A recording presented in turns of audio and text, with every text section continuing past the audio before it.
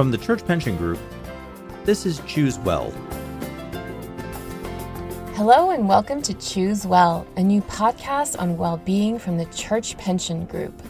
I'm Krishna Dholakia, and I'll be your host as we explore ways to choose wellness and support physical, psychological, and financial health. In this introductory episode, we wanted to talk broadly about well-being and provide a little context about why we created this podcast.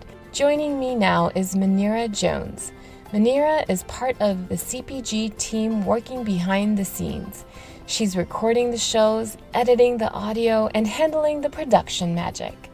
When Munirah and I first started working on Choose Well, she had a few questions about what we were doing and why. We thought you might have some of the same questions too and decided to record our conversation. Listen in. Welcome, Munirah. How does it feel to be in the interviewer's seat today? I think it'll be fun to be on this side of the podcast for a change, if only for today. But, I'm ready to get into it. You ready for some questions? I am. Fire away.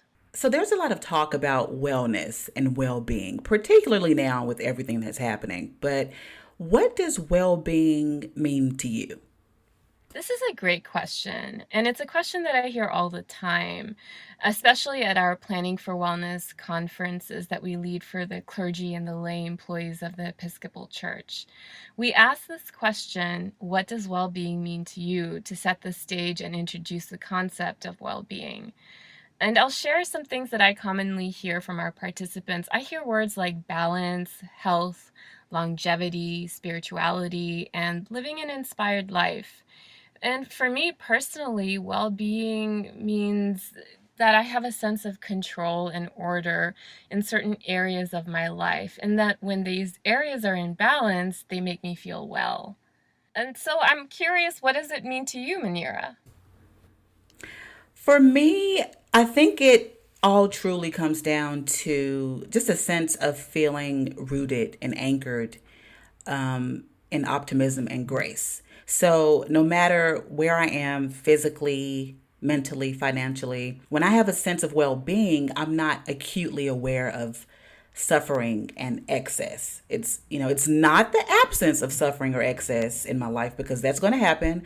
I'm going to have, mental and emotional hardships. I'm going to spend too much money sometimes. My weight is going to fluctuate, probably forever. But when I have a sense of well-being, I'm able to acknowledge the excess and the suffering without succumbing to it. And I have the desire or motivation, as well as the ability to correct or center myself. And I think optimism and grace are huge factors for me, because I need to feel hopeful that my steadiness is not constantly under threat of being upended.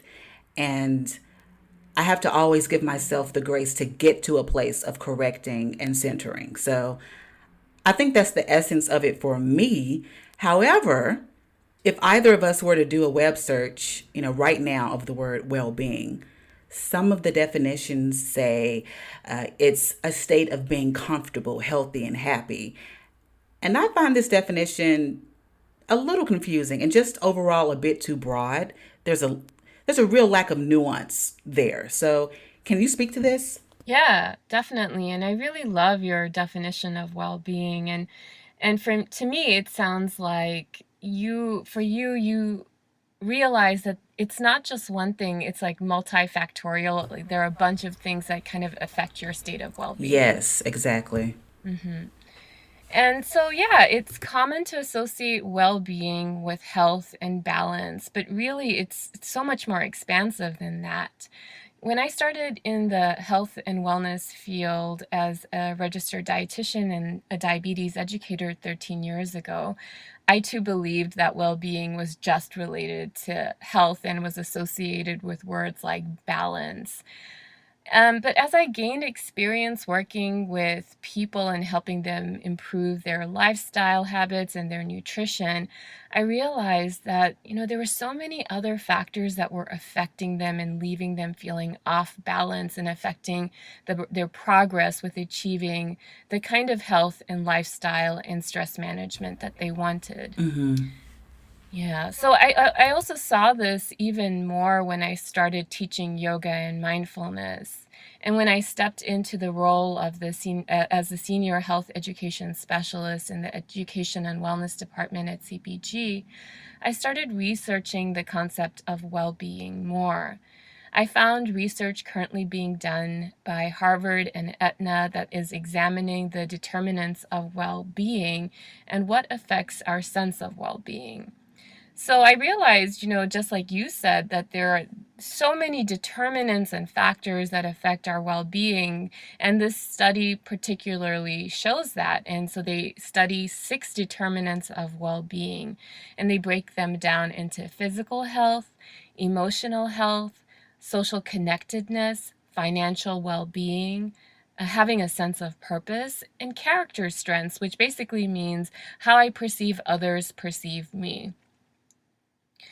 Some may say that there are more determinants that you could add to this list, like spirituality and religion. And this is something that we commonly hear when we work with our clients and our community of clergy and lay employees of the Episcopal Church. These determinants are often interrelated with each other. For example, our health and sense of purpose are often tied to our social connections. When we are experiencing hardships in our financial life, it may impact our emotional and mental health and well-being. So when we are better able to understand how these determinants affect us uniquely, it can lead to better awareness and improved motivation towards achieving our goals and understanding what well-being means to us. Well, I can tell you it's been an eye and mind opening experience for me, just learning through the production side of this podcast. So listeners are definitely in for a learning experience as well. So why is CPG doing a podcast on well-being? That's a great question. Our role at CPG is to serve our members working in ministry. So we created this podcast as an addition to our member resources. And so the goal is to try to highlight topics relevant to the clergy and the lay employees of the Episcopal Church and focus on things like spiritual life, health, finances, and specific areas like the importance of our social connections and stress that we're living through right now during this pandemic. We also highlight other health and wellness resources offered through the Church Pension Group. I love that it's tailored to people working in ministry. What are some of the specific topics that we should expect to hear on Choose Well this season? So throughout the podcast, we'll be speaking with experts on topics like change and neuroplasticity, building your financial skills, and caution fatigue in the midst of a pandemic. So we're trying to stick to topics that are timely and relevant to the world we're living in right now. The guests we are interviewing are experts in the field of finance and health and well-being, and they're extremely passionate about the work that they do. Krishna, this sounds really good. However, I've got a lot on my plate, and I'm not unique in that way. Most people do, but why should I take time to listen to this podcast? Why Choose Well? Well, because you're the production manager. Right. I literally have no choice. You're right. But for everyone else, you may have heard these topics before, but you may find that you hear nuances and new approaches to doing things and new ways of thinking of things.